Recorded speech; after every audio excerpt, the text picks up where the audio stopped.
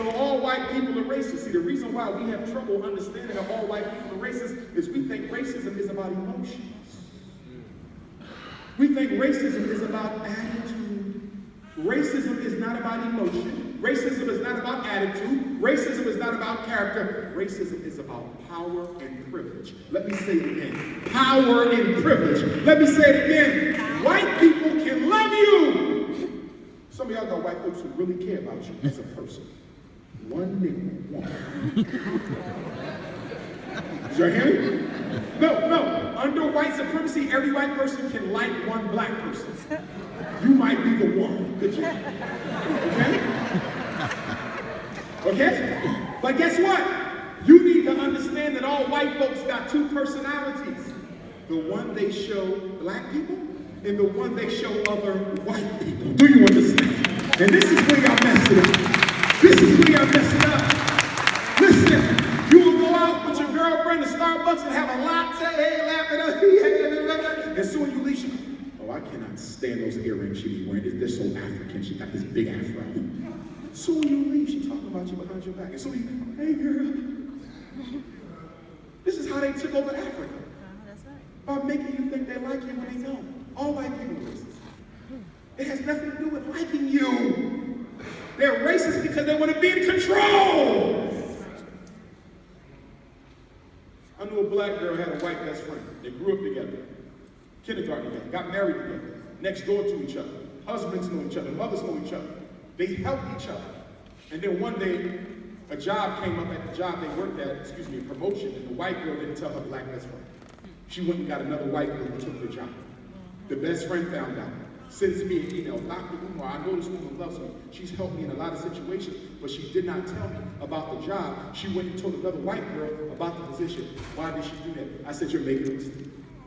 You're confusing your personal relationship with a white person with their political obligation to their own people. Did y'all hear what I just said?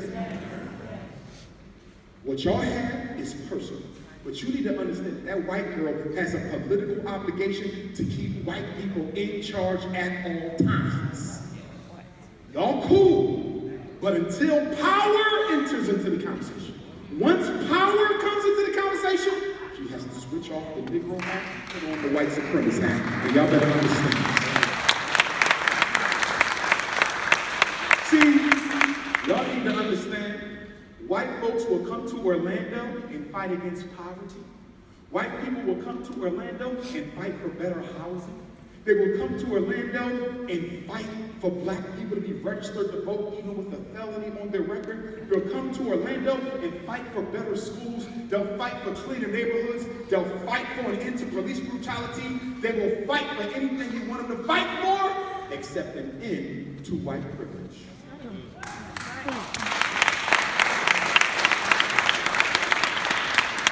I will do anything black people want me to do as long as it does not put my privilege and power over them in jeopardy. That's right. Some of y'all with white friends is rethinking that shit now, ain't you?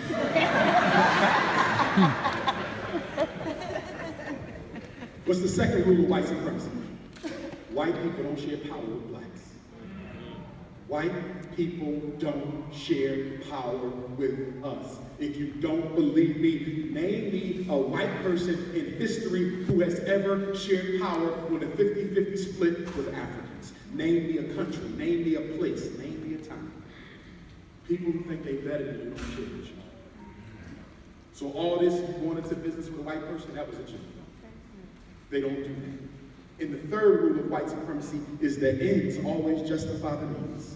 Whatever we got to do to Africans in order to keep control, we will do it. If we got to invent AIDS, we will do it. If we got to invent Ebola, we will do it. If we got to go to Africa and play black with $500 US to get a full hysterectomy, we will do it. If we got to push sexual confusion in the public schools, we will do it. Whatever we got to do. If we got to go into the colleges and brainwash black women into thinking that the problem is not racism, it's really the black man, and get them hung up on some white female feminist movement, we will do it. If we got to go into the black community and get black people thinking that multiculturalism is the way, we will do it, because that's what's getting us now. They saying, it's not this black stuff, it's about everything. It's about Chinese, it's about Orlando ain't just black. Stop being so selfish.